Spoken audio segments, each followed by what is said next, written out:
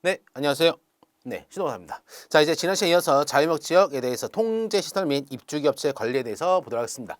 자, 보시면은 통제시설입니다. 지금까지 우리가 입주업체에 대해서 많이 배웠어요. 통제시설입니다.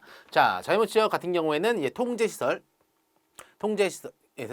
관세를 정하여 고시하는 면적 등에 대해서 다음 어느 하에 해당하는 시설을 만다라고 되어 있습니다. 이번 통제시설이에요. 통제시설. 그래서 입주기업체에 대한 물품이나 반입반출 등등에 대해서 관리를 하는 곳이죠. 그죠? 자, 어느 하나에 해당 시설 말한다라고 되어 있습니다. 가볍게 보세요.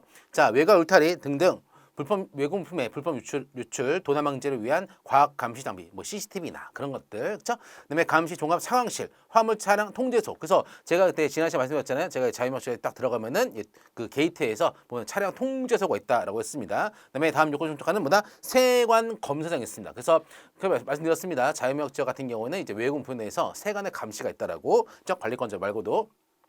자, 그래서 물품의 장치 장소, 출입물 등을 고려해서 최적의 동선을 확보할 수 있는 장소에 설치를 하고 그다음에 충분한 면적을 확보해야 된다. 네, 검사장은 컨테이너 트레일러 부착한 차량 세대 이상, 세대의 숫자 같은 거 잡았어요. 세대 이상 동시에 접촉하여 검사할 수 있는 최대 400제곱미터 이상의 검사대 등이 있어야 된다. 검사 쪽이죠. 이런 것들은 답은 컨테이너 화물을 취급하는 자유무역 지역의 경우는 컨테이너 검색기 설치 필요한 최소 면적인 10,000제곱미터를 따로 확보해야 된다라고 되어 있습니다. 일반 물품, 얘는 컨테이너 같은 물품들. 그다음에 4번 세관원이 24시간 상주 근무에 필요한 사무실 및 편의시설을 갖춰야 된다라고 되어 있어요. 그렇죠? 그래서 보면은 마음속에서 갖고 있는 기준이 중요합니다. 그래서 입주업체, 그다음에 입주업체를 관리하는 관리권자가 있는 것이고, 이렇게 외국 물품에 대해서 관세에 대한 채권 확보 필요하기 때문에 세관에서 감시를 한다. 그다음에 이런 것들을 통제할 수 있는 시설이 필요하다라는 거. 그다음에 통제시설에는 이런 것들이 있고, 이제 세관 검사등도 있다라는 거. 그죠? 자, 그 관세청은 이제 자유무역 지역의 지정, 규모 등등을 고려해가지고 시설 기준마다 증감할 수가 있다. 더 많이 할 수도 있고 낮게 할 수 있다. 자, 그다음에 입주기업체나 관리인다. 세관장은 관리권자 아시죠? 관리권자부터 입주계약 체결 사항을 통보받은 경우 동사항을 입주기업체 관리대장에 기록합니다. 그 세관장 입주기업체에서 관리대장 가지고 이제 기록한다라는 겁니다. 그렇죠?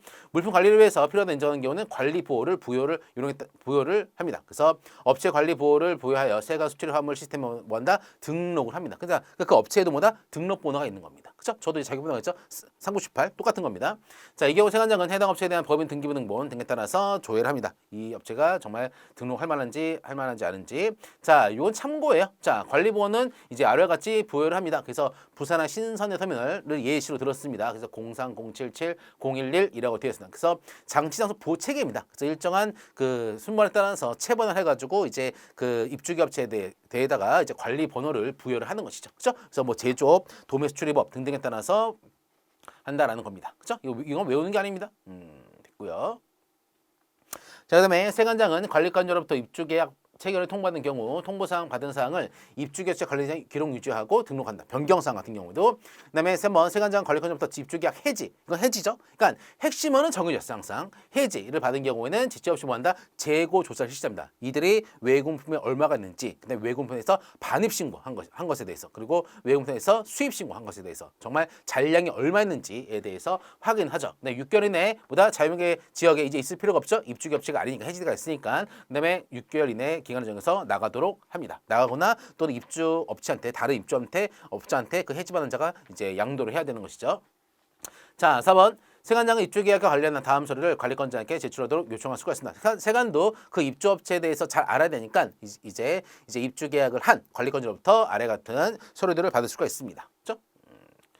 됐고요. 박스는 중요한 거 아니고요. 자, 입주기업체 공장 등의 임대 허가라고 되어 있습니다. 자, 보면은 공장은 그거죠. 제조하는 것이죠. 자, 임대 허가를 받는 자는 임대 허가 신청서를 세관장한테 제출을 합니다. 임대를 하고자 하는 경우는, 그렇죠? 세관장은 아래 같은 허가를 확인한 다음에 허가를 합니다. 그렇죠?